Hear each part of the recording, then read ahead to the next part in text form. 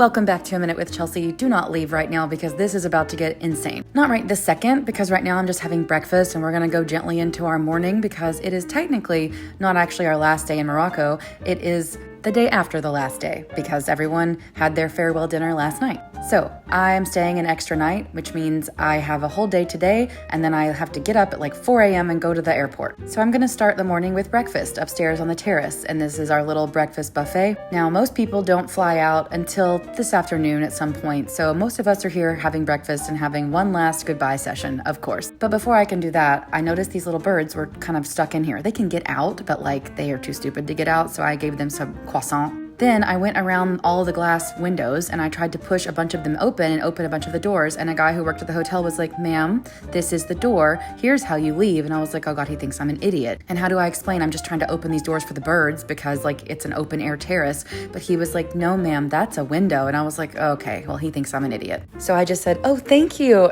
Like walked out the door he told me to walk out of. We ate our breakfast. We all are like, either in pajamas or, in their airport clothes. I'm still in my pajamas. Some of us, I'm not going to name names, but some of us are hungover from the night before because some people went out and partied last night. I did not, but some people did, and good for them. So even though some of the people had to fly out last night, today was another goodbye, and this one was probably the hardest one because it's the real one. Like, we're actually not going to see each other again, and it's morning time, so everyone's emotions are even higher. We're not being silly after dinner. This is like, the sun is here and it is 9 a.m. and we're all sad. And I've traveled with most of these people before, and now I really feel like I know them all, so it's just extra hard to say goodbye. And I will say, some Hobbit hiker trips, we don't really chat much afterwards. I mean, I chat with some of the people, but like the group chat kind of dies. I've been home for almost 2 weeks now, and the group chat is still exploding. We talk every single day. In fact, we also have an Instagram group chat. We have the Trova Trip group chat. We are constantly talking to each other. And that's my favorite thing, because now it feels like I actually have like another little community inside of a community. It's just, it's just amazing to me. That's all I can say about it. I don't do these things for the experience as much as I do it for the people. I want to meet people who will become my family. There are days that we chat with each other and say like, I'm having a hard time, I'm fucking depressed, and we'll all come in and support that person. We'll validate and say, yeah, we're also depressed. So here's what we're going through today. Here's what happened at work. Here's blah, blah, blah. Not to get graphic, but a couple days ago, somebody was like, "Hey, have you guys ever scissored? Did it ever work for anyone?" There is no such thing as TMI in the group chat, so we're just all chatting about everything. So anyway, back to the vlog. This is a shit show right now. Let me just tell you what's going on. First of all, usually when you sign up for an extra night with Trova Trip, you stay in the same goddamn hotel, but we found out that we are being moved to a different hotel, but we have no guide and we have no help. So we freaked out. We were like, "Mustafa, what do we do?" Our guide, even though he's off work, he was like, "I will get you someone to move the luggage. Here is the address to the new hotel." And I was like, that's terrifying. So Christina stayed behind and walked with the luggage people to the next hotel because she wanted to make sure our luggage got there. Bless her. That is the kindest thing anyone's ever done. Secondly, Erica changed her flight so that she could stay the extra night and stay in my room with me, but then the flight would not go through and she was freaking out trying to get on my laptop. Now, not to mention where we are right now in the fucking desert, we booked an excursion. Okay, turns out this excursion is a fucking scam. I'm gonna tell you that right now. It was maybe $30 a person, which is not bad. It's honestly really cheap. And they promised us quad 4-wheeler riding in the desert, which we are doing, and it is amazing. And camel rides, which I will get into that later. Dinner and a fire show, which none of us knew what the hell that meant.